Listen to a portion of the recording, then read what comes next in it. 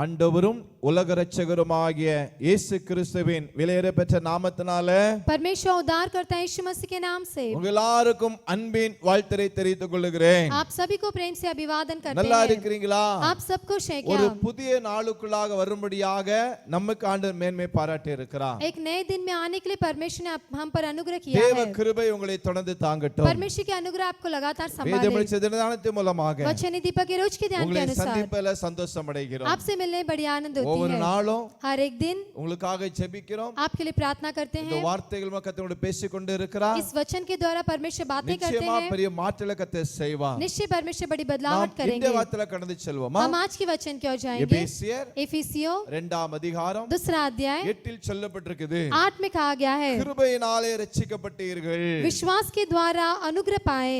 இது உங்களால் உண்டானதல்ல, ये तुम्हारे ही से नहीं தேவனுடைய ஈவு. परंतु परमेश्वर का दान है. கிருபையினாலே उद्धार के कारण விசுவாசத்தை கொண்டு ரட்சிக்கப்பட்டீர்கள். हम विश्वास के दौरान उद्धार पाए. எப்படி ரட்சிக்கப்பட்டோமா? कैसे उद्धार पाए? கிருபையினாலே விசுவாச ரட்சிக்கப்பட்டீர்கள். अनुग्रह के दौरान विश्वास से हम उद्धार இது पाए. உங்களால் உண்டானதல்ல, ये तुम्हारे और से नहीं, இது தேவனுடைய ஈவு. ये परमेश्वर का दान है. அந்த ஆண்டவர் நம்மளை ரட்சித்திருக்கிறார். परमेश्वर ने हमें उद्धार किया இந்த है. ரட்சிப்பு எப்படி வந்தது? ये उद्धार कैसे आया? ரட்சிப்பு ஒரு விலையேற பெற்றது. ये जो उद्धार एक बहुमूल्य है. இது ஒரு எங்க ஒரு கடையில வாங்க முடியாது. इसे हम कोई दुकान में नहीं ले எந்த सकते, இடத்துல போய் வாங்க முடியாது. किसी स्थल पर नहीं ले सकते. ரட்சிப்பை கொடுக்கிறவர் ஆண்டவராய் இயேசு கிறிஸ்து. उद्धार केवल यीशु मसीह ही देता அவர் है. தான் ரட்சிப்படையும்படியாக, वही उद्धार पाने के लिए, நாம் ரட்சிக்கப்படும்படியாக हम उद्धार पाने के அவர் लिए சிலுவையிலே वो क्रूस पर தன்னுடைய अपने சொந்த இரத்தத்தை சிந்தி இருக்கிறார். अपने लहू को बहाया है. தன்னையே ஒப்பு கொடுத்து இருக்கிறார். अपने आप को सौंपे, தன்னையே பலியா ஒப்பு கொடுத்து இருக்கிறார். अपने आप को बलिदान किए. நாம் அதை விசுவாசிக்கிறோம். हम उसे विश्वास करते நாம் हैं, அதை அறிக்கையிடுகிறோம். हम उसे अपनाते எப்படி हैं. அறிக்கையிடுகிறோம்? कैसे अपनाते அதை हैं? விசுவாசிக்கிறோம். उसे विश्वास करके, அந்த விசுவாசிக்க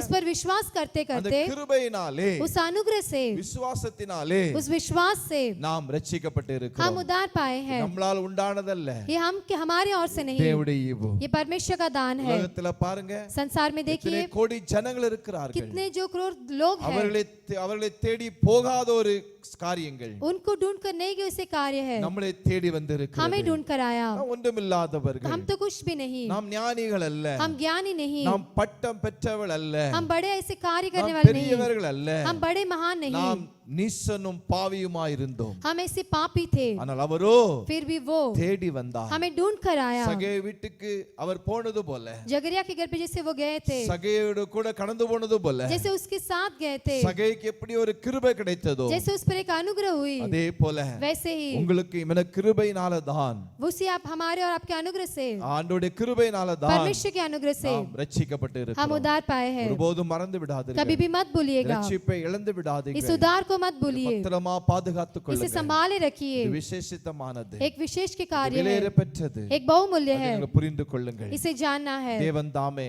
परमेश्वर ही ஆசீர்வதிப்பாராக. आपको आशीष करे. நாம் ஜெபிக்கலாமா? हम प्रार्थना करेंगे. நல்ல பிதாவே, நன்றி செலுத்துகிறோம். प्यारे पिता, आपको धन्यवाद करते हैं, பிள்ளைகளுக்கு ஸ்தோத்திரம். आपके धन्यवाद करते நாங்க हैं. ரட்சிக்கப்பட்டது हम उद्धार पाए हैं, கிருபையா, आपके अनुग्रह है, எங்கள் வைத்த அன்பு, हमारे ऊपर का जो दया है, அதற்காக நன்றி செலுத்துகிறோம். इसलिए आपको धन्यवाद அதில் करते நாங்கள் हैं. நிலைத்து நிற்க हम उसमें स्थिर रहने के கிருபை लिए தாரும். आप अनुग्रह ஒரு कीजिए, ஆசீர்வதியும். आप आशीष कीजिए. இயேசு மூலம் ஜெபங்களும் அருமை பிதாவே. यीशु के नाम से मांगते पिता, ஆமென். आमीन.